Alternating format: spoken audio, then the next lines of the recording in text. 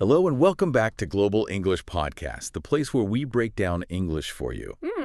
Not just, to understand the grammar, but to really understand the mindset of progress and consistent improvement. I'm your host, Jordan. And I'm Taylor. Thank you for joining us today. It's so good to be here. It is. And today we are going deep, really deep into this fundamental concept that perhaps the smallest, most insignificant action you take might actually be the single most powerful action you take in your journey toward fluency. I find that so refreshing. And It's incredibly refreshing because I feel like we are living in the age of the perfect optimized routine. Oh, absolutely. Every time I look online, it's about, biohacking. It's about cold showers. It's waking up at 5 a.m., a whole list. and it all just leads to this massive pressure. It feels like we're constantly striving for these monumental goals, like achieve fluency in 30 days or master English in 1 month. And that intense pressure, that feeling of having to go big or go home. Yeah. It's the perfect recipe for failure. It really is. Yeah. It's what leads to that common crash and burn cycle. And I think most importantly, the guilt that comes after. Oh, the guilt is the worst part. It is. Because when you miss one day of that massive 3-hour routine, you think, well, I failed completely, so I might as well just stop for 3 weeks. That spiral is so incredibly relatable. It really is. And it makes you feel like you lack the necessary internal willpower or something. Right. But maybe the problem isn't a lack of willpower. Maybe it's a flawed method, an unrealistic method. Yeah, that's the core of it. So today, our deep dive is designed to be a shortcut. It's specifically crafted for you, the listener, to escape that pressure cooker of perfectionism. Yeah. We're going to dissect the 1% rule for fluency, how these tiny habits, what we're calling micro habits, build massive long-term success in English acquisition. That's right. And we've taken just a stack of sources, from advanced applied linguistics research to behavioral science experts like Dr. Laurie Santos, and we are just extracting the key concepts. We'll show you not only how to stick to your English practice consistently, but also how to speak with, dramatically more confidence just by making these small, powerful shifts in your mindset and your vocabulary. And we have some incredibly fascinating insights coming up. Including 2 things you absolutely cannot miss that relate directly to why we quit. Okay. First, we'll unpack the surprising psychological concept of the hedonic treadmill. Yes. Why buying new study materials or, taking an expensive vacation, why it stops making us happy so quickly, and why understanding that concept fundamentally changes your long-term study goals. It's a game changer. And second, we will dive into a practical, really high-impact English exercise. Okay. The micro habit of replacing the word sorry with thank you to instantly sound more confident, more professional, and just much more natural in your English communication. That simple change, shifting the energy from guilt to gratitude, that's something we're really going to focus on later. Sure. And speaking of testing your knowledge, we're going to give you a pop quiz question about that exact concept near the end of the deep dive, so listen closely. But before we get into the core of the discussion, here's a tiny 2-minute rule-worthy micro habit for you. Please take 1 second right now to subscribe to Global English Podcast and hit that like button. Yes, please do. That single small action helps us build the momentum to reach more ambitious learners just like you. It really does. Now let's unpack this idea of going small. Let's do it. So I want to start with that cultural problem that I mentioned earlier. Just the sheer volume of self-help advice that's out there. It's everywhere. It is. And our sources note that we're absolutely flooded with this specialized, technical, and often unnecessarily complicated vocabulary. Healing modalities, self-actualization, manifesting, dopamine fasting. It's overwhelming. And it feels like achieving this idealized self requires constant high-level perfection. You've highlighted the core issue right there. What's fascinating about this explosion of self-improvement language is that it's completely moved past helping people solve serious issues. Wow. It has morphed into an obsession with maximizing productivity and really resisting the natural, messy processes of human life. Yeah. The ultimate idealized prize, as one source suggested, is achieving this state of complete and utter optimization. And whenever I see these ultimate routines, they always seem to be sponsored by something expensive. Always. Whether it's a specific superfood blend or a I don't know, a $500 biomonitoring device. Precisely. And this intense focus on optimization leads us directly to the core conflict we face in the modern world. Okay. We are, I think, psychologically trapped in a capitalist framework that inherently prioritizes efficiency and speed and quantifiable performance above everything else. So if you are not efficiently optimizing every waking hour of your life, if you were resting or just enjoying something, you feel this like psychological nudge of guilt. You feel like you're failing to perform. But so if we shouldn't constantly chase efficiency, what should we be chasing? I mean, shouldn't we be efficient with our English study time? Well, we should aim for effectiveness and contentment. And those are different from pure efficiency. Okay. Our sources suggest a massive shift here. Contrast that high performance pressure with deeper, simpler goals.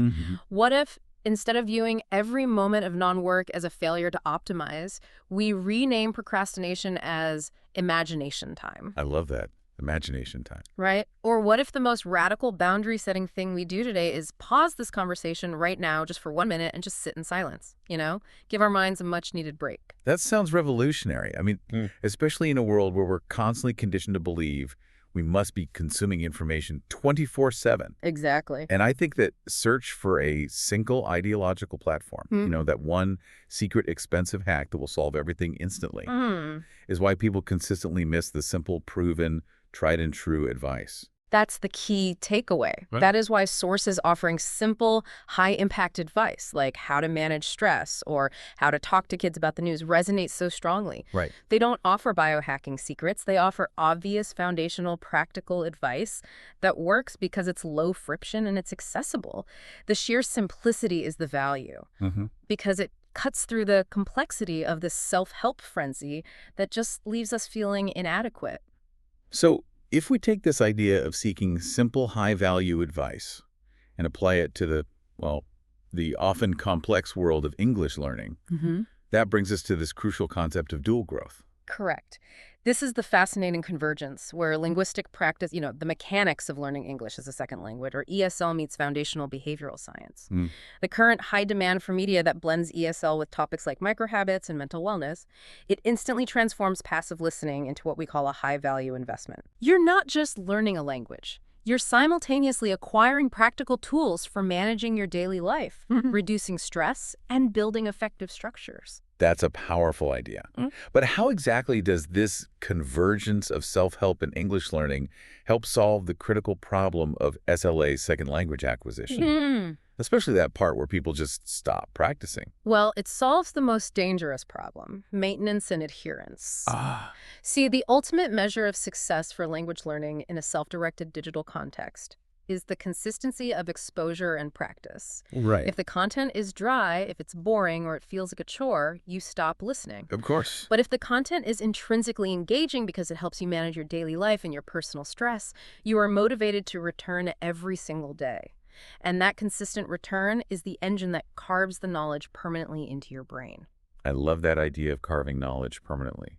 But what happens when the waves, the chaos of life, are so big they try to erase a week's worth of tracing? We need an analogy for how that consistency works, how it moves knowledge from short-term to long-term memory, and how it survives all that chaos. Okay, let's use that line in the sand analogy and really elaborate on it. Okay. So when you learn a new word for the first time or a new grammar rule, the line you draw in the sand is very, very faint.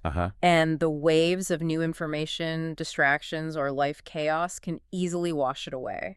That faint line represents your short-term memory, which is like a temporary notepad that gets cleared every night. Okay, so it's like cramming for a test on Tuesday and then forgetting everything by Wednesday. Exactly. The information was there, but it didn't survive the night. It didn't stick. Exactly. But every time you intentionally use that word, every time you practice, you trace over that line again. And you don't have to trace the whole line. You just reinforce one small segment. Consistent repetition, even tiny amounts, deepens that line. It reinforces the knowledge, moving it to your long-term memory, like shifting a file to a permanent hard drive. So if a big wave of chaos comes, the faintly traced lines get washed away, but the line you've consistently and deeply carved, it survives the chaos and remains intact. That brings us back to the most important word for this entire idea. What is the key to carving that permanent line, surviving the chaos, and building that dual growth? The key, without a doubt, is consistency. Okay, so let's put consistency in the spotlight. Let's make sure we, as intermediate learners, we really grasp the distinction here. Mm. What's the key difference between consistency and routine?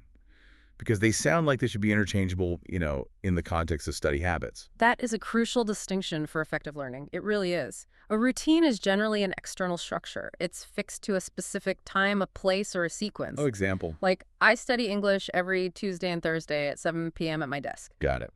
Consistency, on the other hand, is the internal, reliable execution of the action, irrespective of the external schedule. Consistency survives chaos because it can adapt. A routine often doesn't. So if my flight is delayed by 6 hours, my routine is absolutely shattered. Totally. But I can still maintain my consistency by choosing to read, say, a single page of my English novel while waiting at the gate, even though it's 2:00 a.m. instead of 7:00 p.m. You've captured the concept perfectly. It is the internal commitment to the action, that reliable execution that matters, not the fixed external time slot. So the definition is key. Yes. So we define consistency as doing something reliably, even if it's a very small amount, over an extended period. It's the frequency that drives the results, not the intensity. We need to see how this powerful word operates in different scenarios so we can really master its application. Can you walk us through 5 distinct examples of how this word is used? Certainly. Let's look at 5 specific contexts, starting with the formal. Okay. First, in a formal context, like in scientific trials or business analysis, we absolutely demand consistency in variables or results. Right. A medical study, for instance, must show consistent effectiveness across different age and patient groups for the drug to be approved. If that positive effect only appears in one group, we lack the confidence to trust it. That makes perfect sense. It needs to be reliably reproduced everywhere. Second, in a casual context like diet or exercise, people often make the mistake of going all in for one day. Right. They'll see. But we know that 2 small, consistent workouts per week that are manageable are far, far better than one huge, grueling session that leaves you so sore you need a 2-week recovery. The consistency of effort is what's sustainable. So the small, reliable effort beats the extreme crash and burn. Always. Third, here's a funny example that proves the point. If you have a cat or a dog and it gets fed every morning at 7 a.m., Uh-oh, I know where this is going. its behavior will demonstrate perfect consistency. You will find that pet sitting by its bowl at precisely 6:58 a.m. every single day, waiting expectantly regardless of the weekend. They truly don't break their internal schedule for anything. They're the masters of consistency. They are. Okay, fourth, looking at a historical context. The principles of any stable institution, whether it is a government, a financial market, a university, it requires the consistent application of its laws, its values, its regulations across decades and different leaderships. A lack of consistency leads directly to instability and mistrust. That's a great, profound point. It requires reliable execution over massive stretches of time. And finally, from a philosophical context, building character is achieved through consistent moral choices, not one single isolated heroic act. It's the reliable execution of honesty or kindness or discipline day after day in tiny situations that ultimately defines who you are as a person. I think the most challenging part for us, for the learners, is maintaining that reliability when life inevitably gets chaotic. Which it always does. So let's role play that. Let's say we're study partners and we're struggling to maintain our English practice during a really chaotic month where our usual routine is just impossible. Okay, so, I feel terrible. My entire study schedule just broke down last week. I had work emergencies, I had to travel unexpectedly, and I completely missed my 2-hour listening comprehension sessions. I feel like I've lost all the ground I gained. Hey, don't slide into that guilt. You didn't lose everything. But I feel like I did. Did you at least listen to that 5-minute English news summary we talked about? While you were packing or when you were waiting for your plane? Or read just a single page of your novel? Well, yeah, I did listen to the news summary on the drive to the airport. I pushed myself to listen to it at 1.5 speed, too, which was intense, but I did it. Yeah. And I reviewed those 10 flashcards before I slept every single night. See, that is precisely the 1% rule working in your favor. You broke the routine, the fixed time and duration, but you rigorously maintained consistency.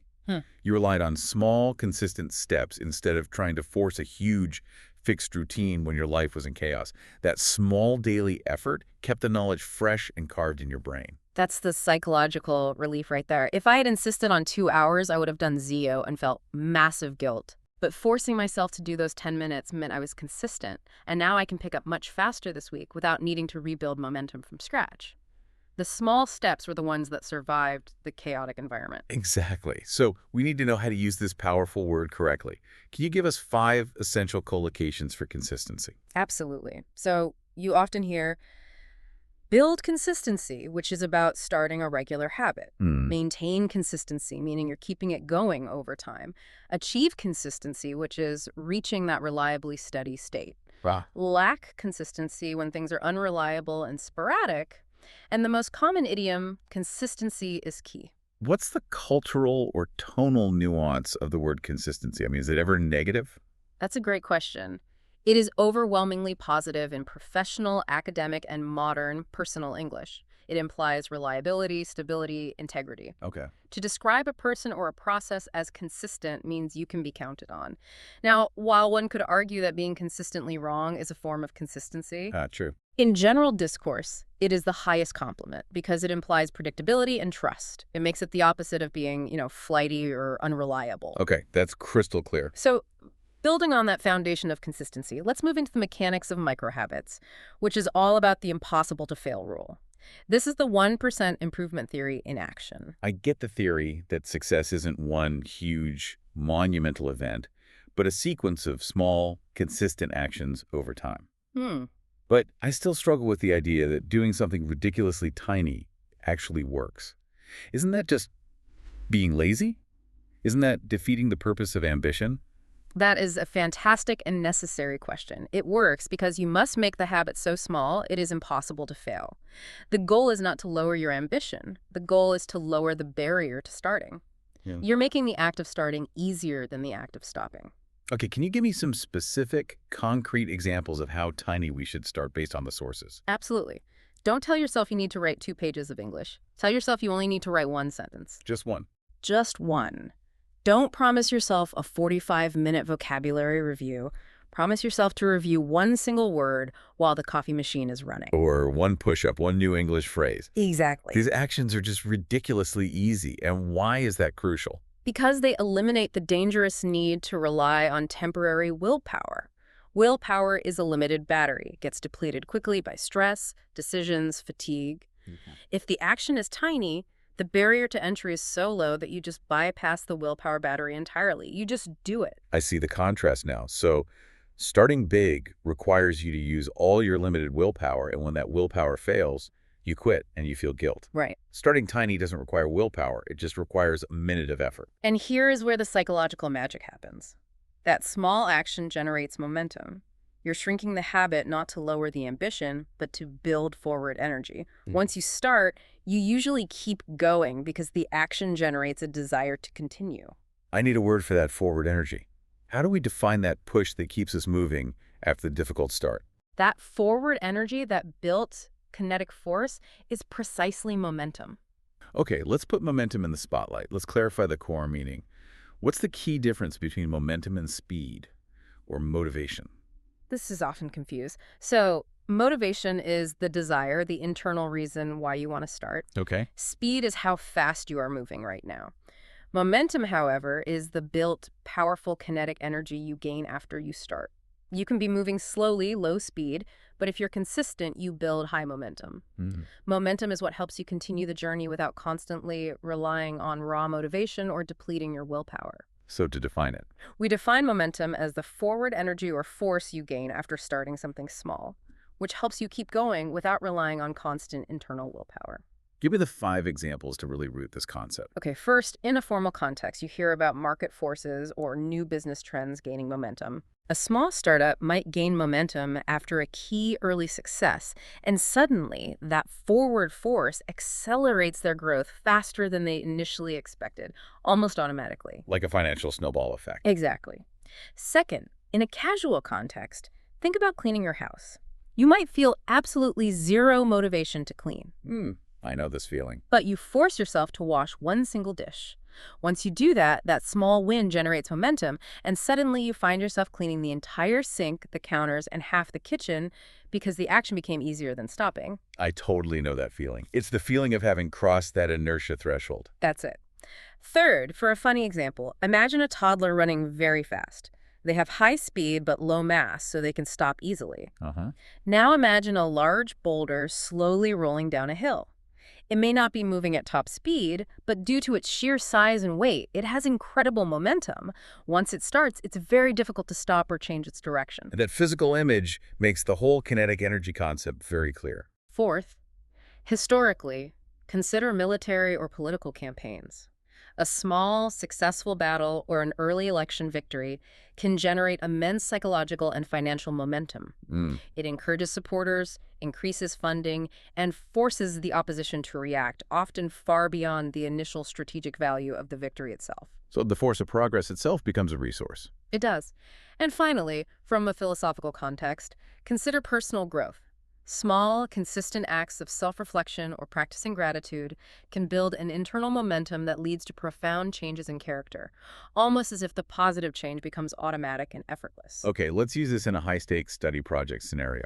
We're working on a huge English language project, maybe preparing for an advanced certification, and the amount of material is it's paralyzing. Ugh, the scope of this project is awful. I need to master 20 specific high-level grammar points this week, and I just keep staring at the textbook, feeling that motivational energy drain away. I think I'll just wait until tomorrow. Hold on, remember the micro-habit rule. If you try to force yourself to study for 3 hours, you're going to lose. Just commit to translating the first 5 sentences of Chapter 1. 5 sentences. That's your impossible-to-fail rule. Okay, that is doable. I can handle 5 sentences. I'll do that right now. Great. Wait a minute. I translated the 5 sentences, and then I realized the 6th sentence had a difficult verb, and I needed to review the entire conditional structure to translate it correctly. I've been working for an hour and a half, but it only felt like 20 minutes. That is because the 5 minutes of tiny effort successfully generated the momentum for the hour and a half of focused work.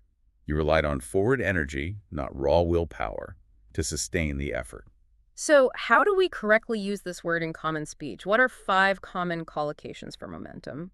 So we use build momentum or gain momentum when you're starting up. You can lose momentum if you take a long break or face a major setback. You want to keep the momentum going, and you often hear the description, momentum is building, meaning the progress is accelerating and becoming more powerful. And what's the nuance there? Momentum describes both physical and abstract accelerating progress, and it is almost universally positive. It strongly emphasizes that starting is the hardest part. Once you overcome that initial inertia, the process itself becomes self-sustaining. Okay, so since we're discussing how small, consistent actions build towards a big goal, we need the specific vocabulary to describe that progress in practical terms. Yes. Especially in professional or academic settings. And there are 2 wonderful idioms for discussing different types of gains. Absolutely. Being able to differentiate between slow, patient work and a significant milestone is essential for clear communication. Let's start with the language of persistence. Chip away at something. Okay, spotlight on chip away at something. If I'm working hard continuously, what's the difference between this phrase and the word grind? Because grinding also implies continuous hard work. Good question. Grinding usually suggests work that is exhausting, relentless, and sometimes joyless. It implies sustained, painful effort. Chipping away is fundamentally different. It's smaller, it's patient, and it's manageable progress. It implies you're taking many small, controlled pieces out of a larger whole with persistence, not necessarily with pain. So the definition. Chip away at something means getting things done slowly and patiently over time, making smaller, manageable progress consistently toward a large goal. Okay, let's use the 5 examples to demonstrate that concept of patient persistence. Okay.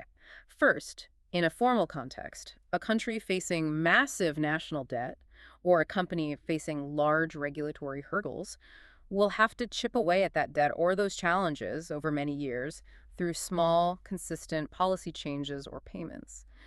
No single action will solve it instantly. Okay, so long-term structural patience. Second, casually, you might be reading a 1,000-page English history book for a university course. You don't try to read it all in one weekend. No way. You consciously chip away at it by reading 15 pages every single night until the task is manageable. That makes the overwhelming task feel achievable. Third, for a funny example, Imagine you are trying to open a very tightly sealed glass jar of pickles that has been frozen shut. Hmm. You can't use massive force, so you use a small spoon handle to gently, persistently chip away at the ice or the seal until it is loose enough to turn.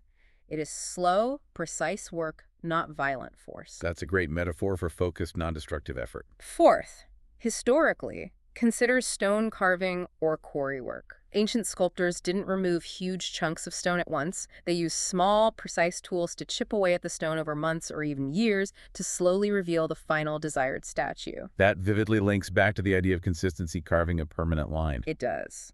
And finally, philosophically, you chip away at ignorance or deep-seated misunderstanding through persistent questioning and continuous learning, slowly eroding flawed assumptions until you reach clarity and foundational wisdom. Let's role-play a complex project scenario. We are colleagues tackling a massive, complex project at work that requires long-term planning, and we need to communicate this strategy clearly. This new integration project is daunting.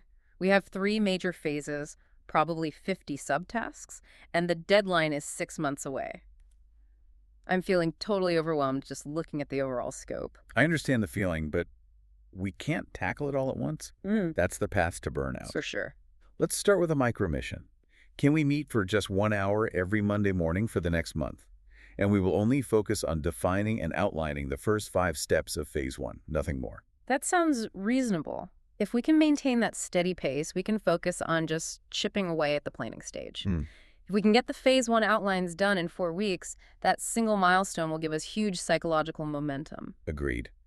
We will patiently chip away at the preparation, and then once we hit a visible milestone, we can assess if we need to bump up the meeting frequency. Okay, so what are the 5 common nouns this phrase typically collocates with?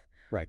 You most often chip away at task, a project, a problem, debt, or literally stone. And the key nuance of chip away. It fundamentally implies patience and slow, determined persistence. It's highly positive because it emphasizes that steady, relentless progress is being made, even if the result isn't immediately visible as a large, dramatic achievement. Okay, we've talked about chipping away patiently, but sometimes you hit a milestone so big it feels like you didn't just chip at it, you smashed it. Right. That's where the phrase, put a dent in something, Yeah. comes in. We need a phrase for when you make a significant reduction in the work. Absolutely. This phrase describes achieving a milestone that is visible and meaningful, which is essential for maintaining momentum. Okay, so spotlight on put a dent in something. What's the crucial difference between putting a dent in and chipping away? So chipping away is the continuous small effort. It's the process. Putting a dent in is the resulting accomplishment, a significant visible chunk of work done. Think of the literal image. A dent in a metal surface. It doesn't mean you finished the task, but you certainly made a huge non-reversible impact on it. I see. So, put a dent in something means to significantly start or reduce the amount of work needed, accomplishing a substantial, visible chunk of the project. Okay, let's use the 5 types of examples to showcase this impact. First, in a formal context, a new piece of financial policy or a massive investment might immediately put a dent in the nation's unemployment rate. It has a significant, measurable, and immediate impact quickly. That signifies the policy was truly effective and large-scale. Second, casually. If you have a massive amount of English homework, a huge stack of readings, and you spend all day Sunday focused, you can say, I finally put a dent in that huge pile of assignments, thank goodness. You accomplished a satisfying, visible reduction in the workload. Third, for a funny example, imagine you're given a colossal Thanksgiving turkey. You and your family attack the meal vigorously, and you look at the mountain of food and realize, wow, we really put a dent in the mashed potato supply tonight. A visible, undeniable reduction. Fourth, historically, consider the impact on social issues. A significant piece of civil rights legislation or a major public health awareness campaign might put a profound dent in systemic inequality, meaning they accomplished a huge visible step towards solving the greater problem, even if the problem isn't completely gone. A meaningful reduction of the overall issue, giving momentum to the next step. And finally, philosophically, an impactful, singular insight, a moment of deep intellectual clarity, can instantly put a dent in your lifelong pattern of self-doubt, drastically reducing its destructive power over your actions and thoughts. Let's role-play a check-in after a busy, focused workday.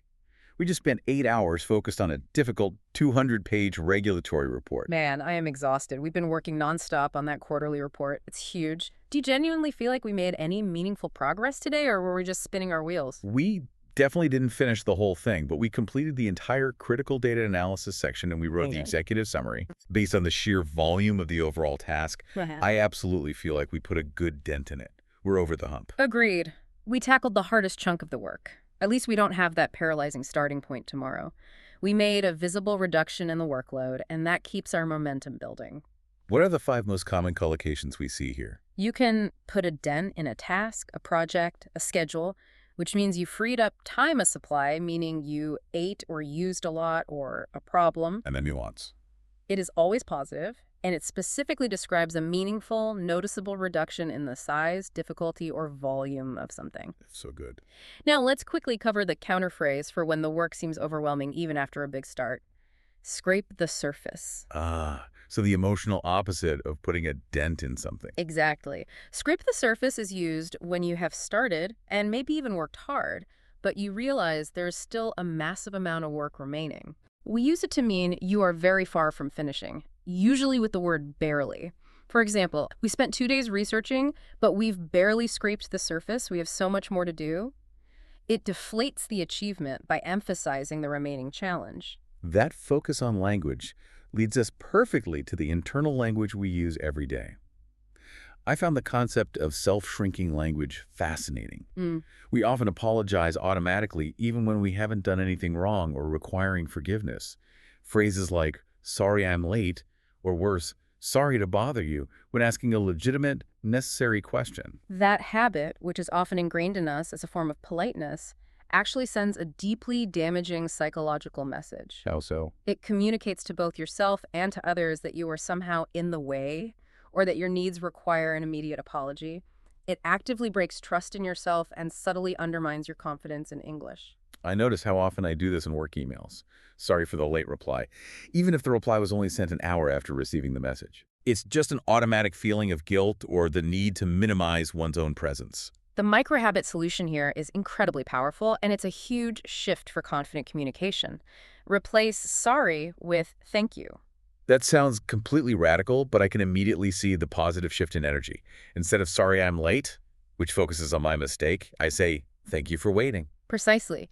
You shift the focus from your perceived flaw to the other person's virtue, their patience. Instead of sorry for the delay in sending the file, you say thank you for your understanding on the timeline. This simple change shifts the energy from guilt, apology, and self-shrinking to gratitude and appreciation. It instantly makes your communication sound more confident, more natural, and much stronger in English. It's a tiny linguistic adjustment with a massive immediate psychological payoff. And the key word that drives this mindset is gratitude. It is. Okay, spotlight on gratitude. What is the key difference between gratitude and simply saying thanks? So saying thanks is a specific, single social transaction. Thanks for the coffee. Gratitude is a deep, continuous feeling, or an overall mindset, an internal state of being thankful for the state of things. It's about actively noticing and appreciating the good things, even the small, mundane things, as a consistent mental practice. Okay, so the definition is? Gratitude is a continuous, deep feeling of thankfulness or appreciation for something, even small things, which is maintained as a mindset. Okay, let's use the 5 examples to demonstrate this deep internal feeling in practice. First, in a formal context, studies in positive psychology consistently show that people who regularly practice or express gratitude, often through structured journaling or reflection, they report significant, measurable increases in emotional well-being and happiness scores within just a few weeks. It's science-backed evidence for the mindset shift. That's powerful proof that the mindset works on a measurable level. Second, casually, it means practicing daily appreciation for small things. Instead of focusing on the traffic jam or the crowded bus, you feel gratitude for the 5 quiet minutes you have alone to listen to a new English deep dive. Finding the silver lining and appreciating the resource we already have. Exactly. Third, for a funny example, you feel intense gratitude when your alarm clock fails, and your overly demanding pet, who usually wakes you up exactly at 5 a.m. demanding food, also decides to sleep in, granting you 5 extra minutes of unexpected peace and quiet. The coordination of quietness is a gift, a true blessing. It is. Fourth, looking at a historical context, harvest celebrations in many cultures like Thanksgiving were founded on expressing collective gratitude for a successful harvest, acknowledging that resources and food were not guaranteed and required collective effort. A profound acknowledgement of resource and luck. And finally, philosophically, cultivating gratitude allows you to immediately transform obstacles. Instead of complaining about a difficult professional challenge, you feel gratitude for the new skill, mental strength, or unexpected lesson it forced you to learn in order to overcome it. Okay, let's role play the confidence shift using the late email scenario again. I'll send a necessary report slightly late, and I'll default to guilt first. Okay, so I noticed the file arrived 10 minutes past the internal deadline. We really needed this to start our analysis. Using self-shrinking language. I am so deeply sorry for the delay. I apologize for being late. I feel terrible that I held up the team, and I promised it won't happen again. Okay. That response is focused entirely on the negative. Now, restart and replace the apology with gratitude and confidence. Focus on the patience of the team. Using confident language. Thank you so much for your patience this morning while I finalize the data check. I appreciate you waiting, and the full finalized report is now attached and ready for your review. That sounds completely different. It sounds professional, controlled, and confident. You acknowledge the situation without internalizing the guilt, and the energy of the conversation shifts immediately from apology to competence. That's such a powerful switch. What are 5 standard collocations for this powerful mindset? You can express gratitude, feel gratitude, cultivate gratitude, meaning you actively try to grow it, practice gratitude as a daily exercise, and have a strong sense of gratitude. And what's the crucial nuance of gratitude? It is formal and serious, implying emotional depth and continuous appreciation. It's used to describe a fundamental mindset shift, moving away from the common cultural tendency toward complaining, entitlement, or constant self-criticism. Now let's connect this gratitude mindset to another powerful protective habit, the intentional practice of silence. Silence often feels awkward, right? If I'm quiet in a conversation or a meeting, I worry people think I'm upset or nervous, or that I simply don't know the answer in English. That fear of appearing awkward is precisely why we need to practice silence. Our sources noted that silence shifts the psychological spotlight away from the feeling that the audience is always judging you. The truth is, most people are busy thinking about their own lives, their own next sentence, or their own day. The intense scrutiny you feel is usually a stage that exists only in your mind. So intentional silence in a conversation makes me feel free, not awkward, by disrupting that internal pressure. Yes. But how does it literally work as a shield protecting my energy? Well, think about what truly drains your mental battery. It's often drama, unnecessary arguments, endless gossip, defending yourself, or responding to provocation. Right. Drama only survives and thrives when you give it your time and your reaction. Silence acts like an invisible shield. So if I don't react or engage, the dramatic energy just starves. Exactly. Drama lives on your reaction. If you argue or defend or over-explain yourself, you are actively feeding the dramatic cycle. But when you stay silent, take a beat, or give a quiet distance, the drama starves and dissipates. It saves your precious mental energy for your high-value goals like studying English. That is real, mature strength. Yeah. Knowing precisely when not to talk. And this practice of quiet non-reaction and internal reflection builds 2 key internal skills that are essential for long-term consistency: inner focus and self-awareness. How are those 2 linked for the learner? So inner focus means intentionally looking at your internal needs and feelings instead of always focusing on what is happening externally, the news, social media, other people's opinions. You're checking in with your own state. And self-awareness is the deep understanding that results from that inner focus, knowing what you feel and why you feel it. Okay. Small acts like journaling quietly for 2 minutes or sitting alone without your phone or music consistently build this skill. Let's define the resulting skill, self-awareness, precisely, as it sounds like a massive intellectual word for an intermediate learner. It is, but it's accessible. So, spotlight on self-awareness. We need to avoid confusing this with a negative concept. What's the key difference between this term and the feeling of self-consciousness? This is a critical distinction.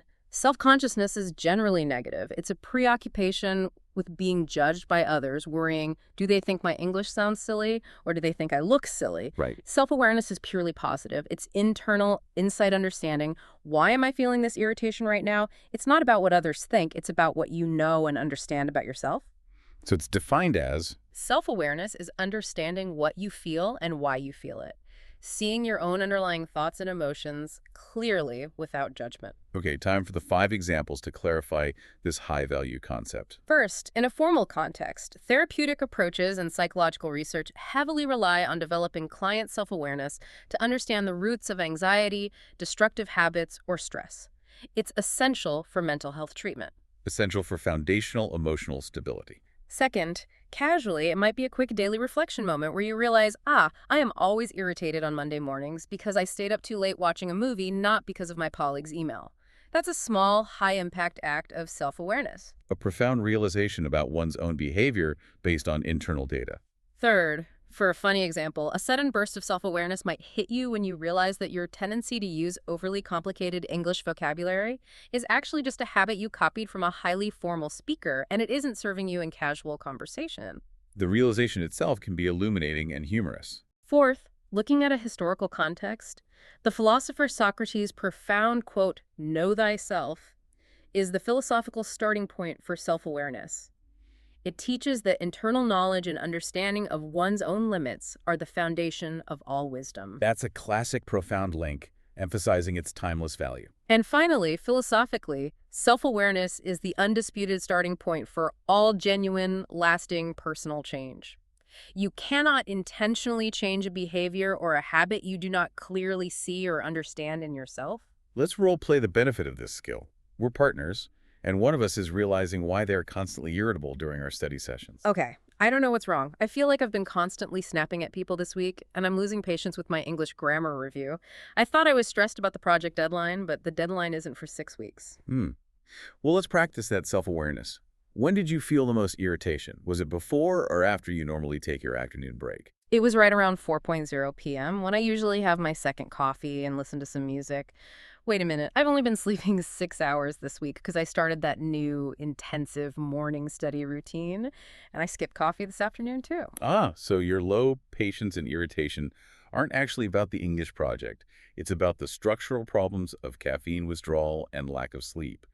Your critical self-awareness just pointed out the actual physical cause.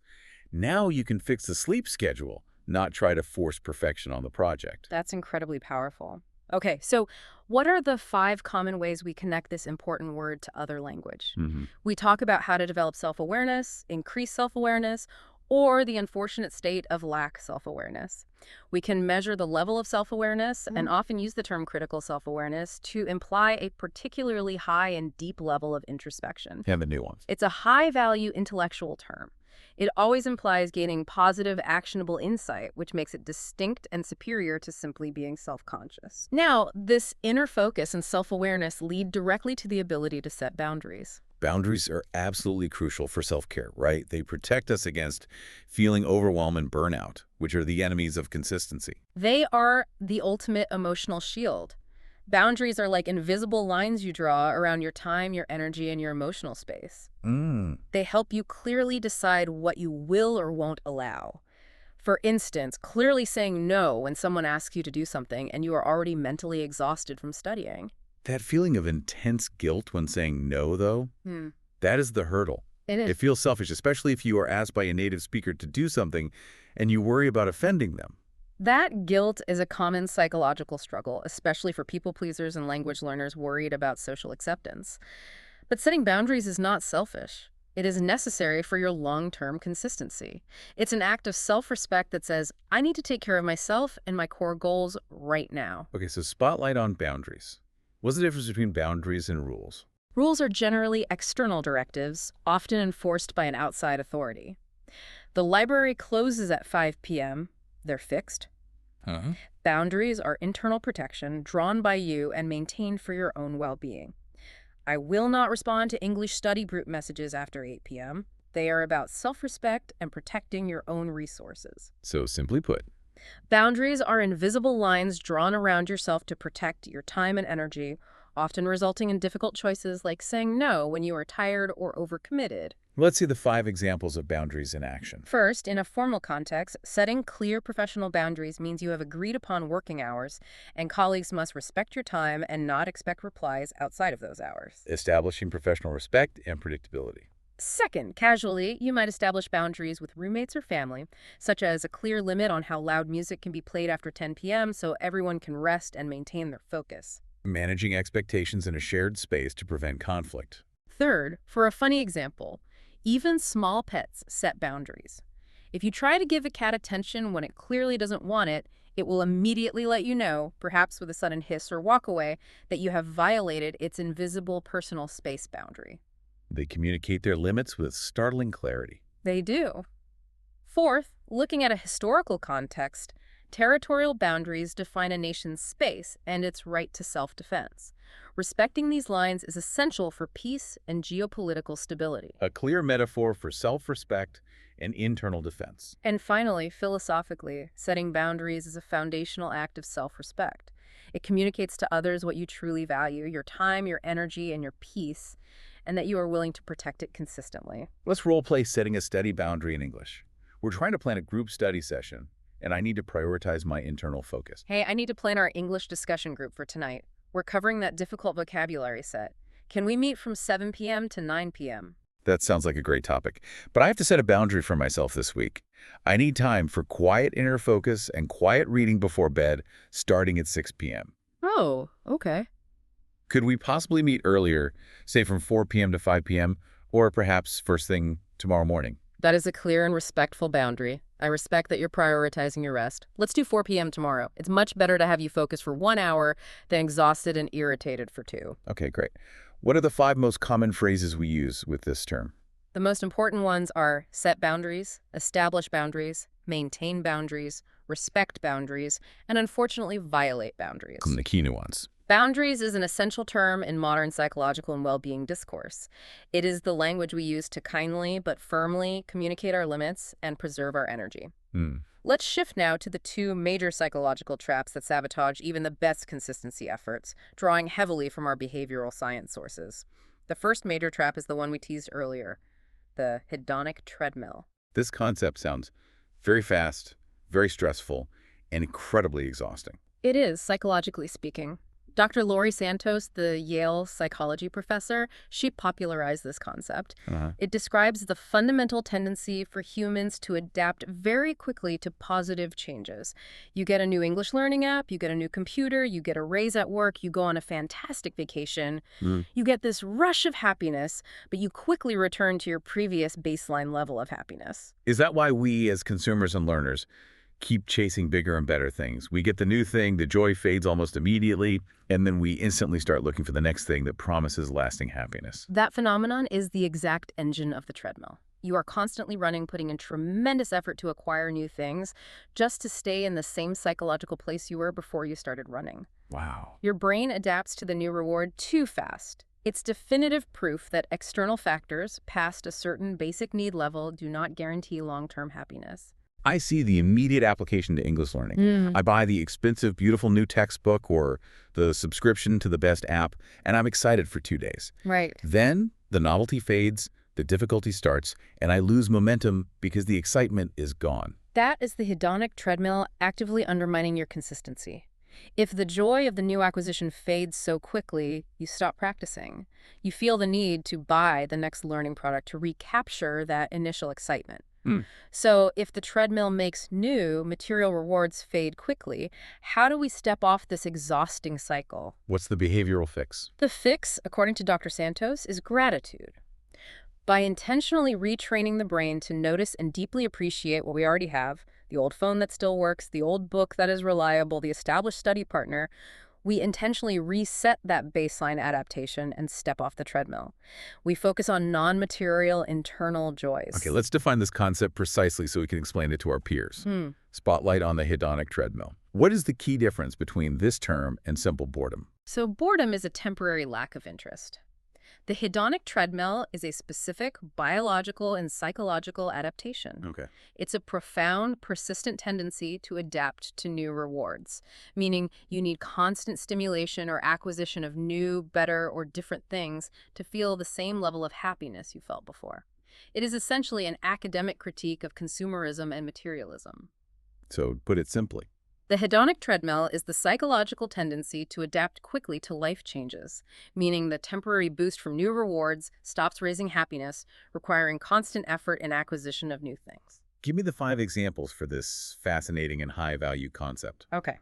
First, in a formal context, extensive scientific studies have examined lottery winners and found that after an initial massive spike in happiness, many return to their previous baseline emotional level within a year, proving the effect of hedonic adaptation is extremely powerful. So the massive new wealth didn't stick long enough to change their deep happiness level. Exactly. Second, casually, you might buy an incredibly expensive new piece of technology. The moment you unbox it, you feel immense, intense joy.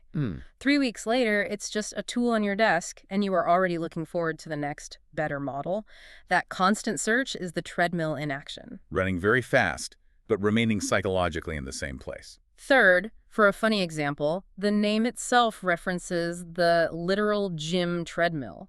You run intensely, putting in immense physical effort, only to look down after 20 minutes and realize you are still in the exact same spot you started in. That physical image perfectly illustrates the mismatch between effort and result.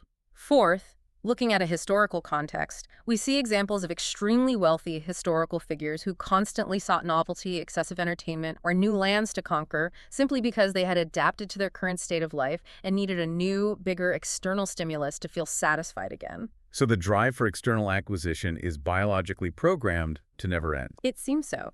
And finally, philosophically, the concept is often used to critique all external pursuits for happiness.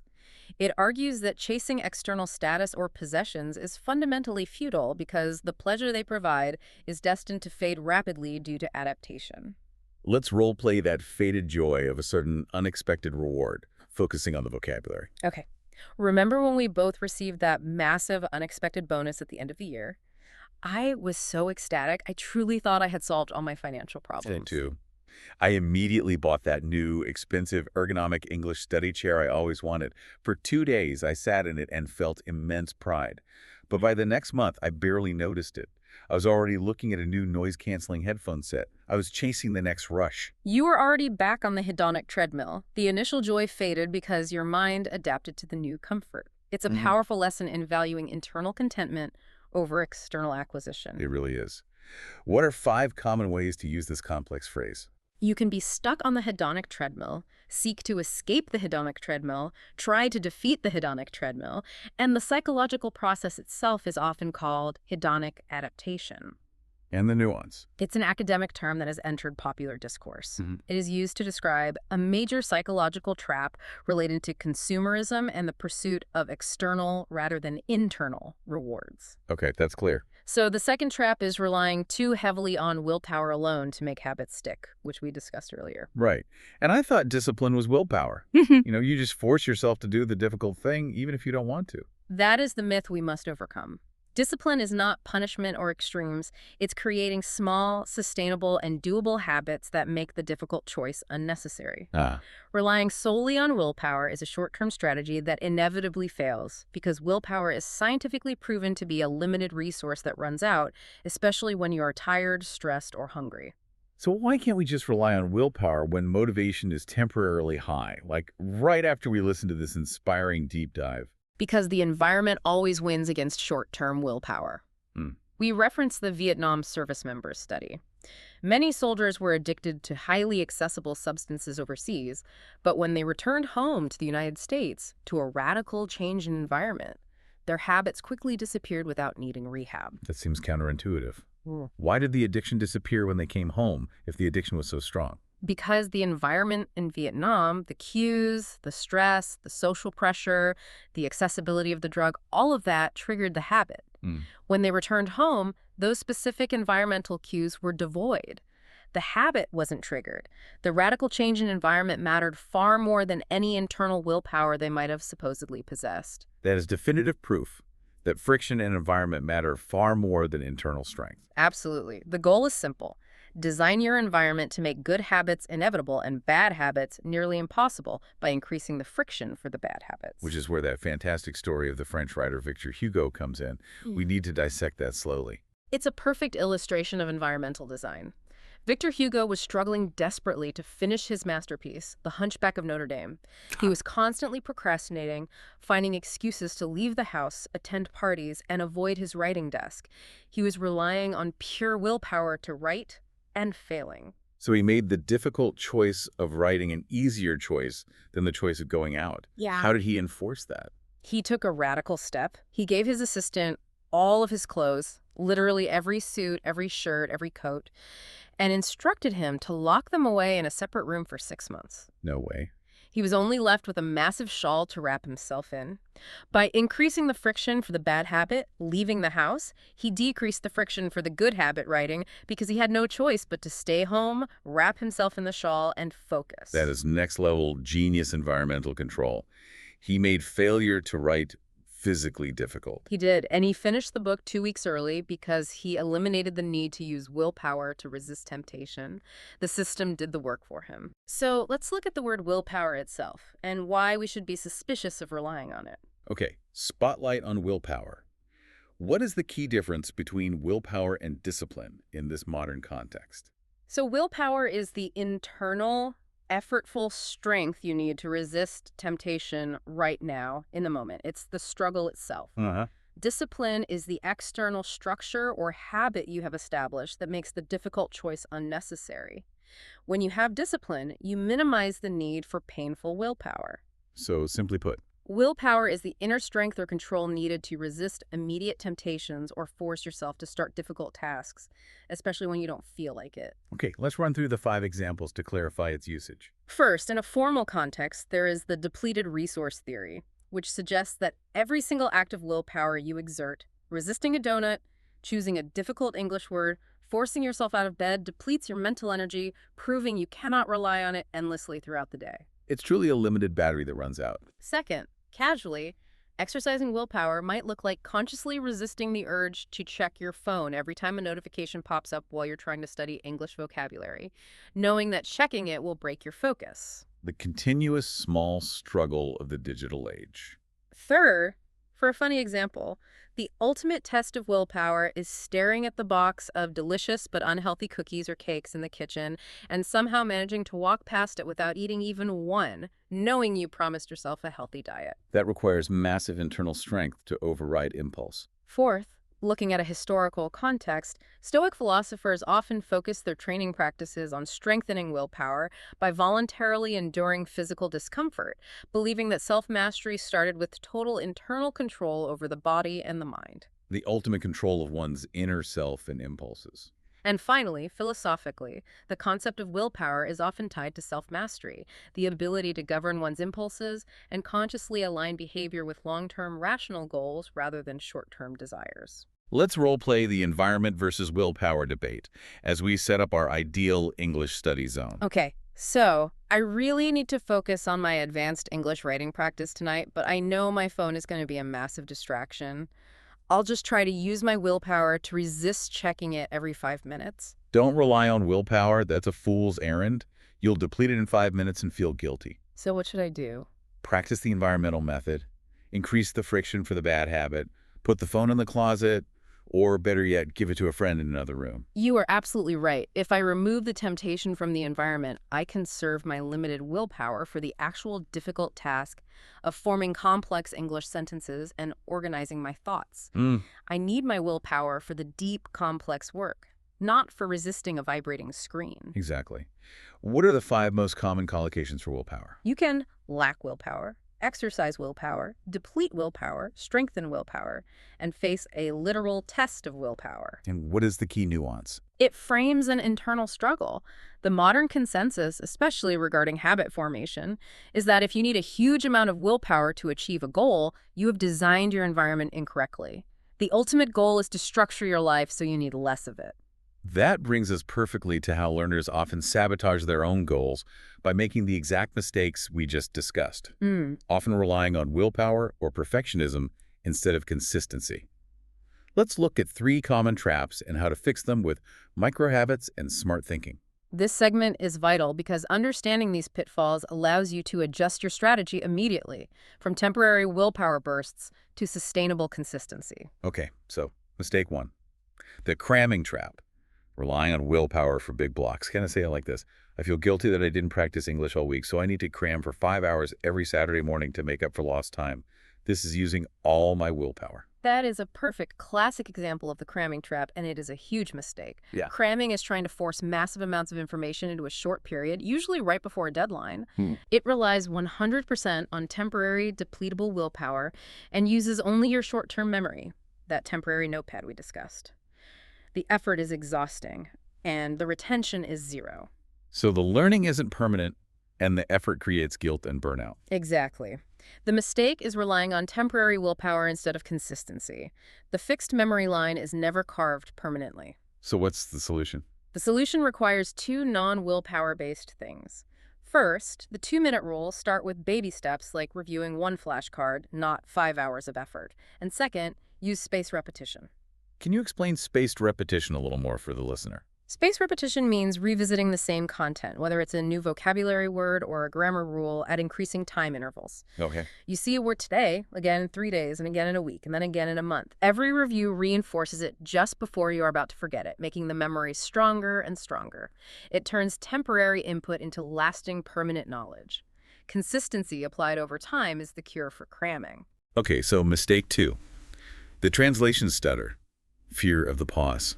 Can I say it like this?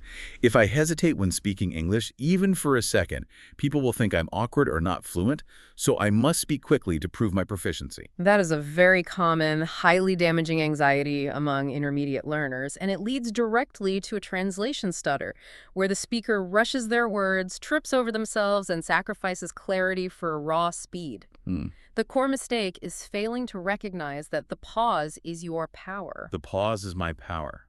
That seems counterintuitive to fluency. How does a pause show control, not weakness? Well, when you hesitate, it's usually because your brain is translating from your native language or formulating a complex sentence. Rushing makes you seem unprepared or nervous. So what's the fix? The fix is to use the pause intentionally. Use time fillers to give your brain a few crucial seconds to formulate the right answer. Can you give me some concrete examples of time fillers I can use in a professional English setting? Instead of silence, you can use high-value, natural English phrases like, "That's a great question, let me consider that," or, "Well, I see what you mean, but I need to approach that from a different angle." These phrases buy you crucial time while making you sound engaged, thoughtful, and competent, not hesitant. Now, what about paraphrasing? How does that buy me time? Paraphrasing is repeating the question back to give yourself even more time while simultaneously ensuring you understood the request. So if someone asks, "What do you think about the new marketing project?" you can say, "Oh, the new marketing project. Well, I think it's an interesting challenge," because you are prioritizing clarity and control over speed. Speaking fast isn't the goal. Thinking fast and delivering clearly is the goal. Okay, that's so helpful. Last one, mistake 3. The fixed mindset of perfectionism. Can I say it like this? I cannot speak English in public or start my advanced conversation practice until my vocabulary and grammar are 100% perfect. I'm afraid of failure and making mistakes. This reflects a fixed mindset, which is toxic to learning. The mistake is believing that your abilities are fixed, that if you fail at grammar, you are simply not a language person, and there's nothing you can do to change that outcome. This thinking is psychologically paralyzing and prevents you from starting. So how do we break out of that emotional paralysis and start taking imperfect action? The reality is that imperfect action is always better than no action. Errors are not personal failures. They are simply data points, feedback mechanisms that tell you where to focus your next micro-habit. The fundamental solution is adopting a growth mindset, which believes I can improve through effort and strategy. And that links back to the advice from classic philosophy, doesn't it? It does. We are guided by the idea of tiny daily steps, like what the philosopher Aristotle spoke about. Right. You don't wait for perfection to arrive. You practice small, imperfect actions consistently. You use the 2-minute rule, knowing that the journey is defined by compounding returns. You must be willing to learn and adapt to new challenges, embracing the resilience needed in the face of setbacks. That's a great way to wrap up the common mistakes. All right, and to all our listeners, it is time for the final check. Let's see how much of this powerful dual growth thinking and vocabulary you've retained. I have 3 quick questions for you. Bring it on. I've been concentrating hard on these concepts. Question 1. What specific feeling does the hedonic treadmill describe, that psychological trap where new rewards quickly stop bringing you lasting happiness? Okay, that describes the tendency for humans to quickly adapt to positive changes. requiring constant acquisition of new things to feel satisfied. It is specifically called hedonic adaptation. Correct. Adaptation to happiness, forcing you to constantly run faster to stay in the same psychological place. Question 2. Which idiomatic phrase describes making a big, visible reduction in a massive workload? Chip away at something or put a dent in something? That would be put a dent in something. Chipping away is the slow process. Putting a dent in implies a significant measurable chunk is completed. Exactly right. That is a masterful idiomatic distinction. And finally, question 3. If you are late for an English meeting, what is a confident, gratitude-based phrase you should use to immediately replace the self-shrinking phrase, "Sorry, I'm late"? I should immediately shift the energy away from guilt and say, "Thank you for waiting." Perfect score. You have mastered the vocabulary of confidence and consistency. That was a highly engaging way to reinforce the learning. Let's quickly review the top concepts and words we covered today. We established that true success relies on the 1% rule and consistency, not willpower, because small actions create massive momentum. We discussed the importance of emotional protection through intentional silence and setting firm boundaries.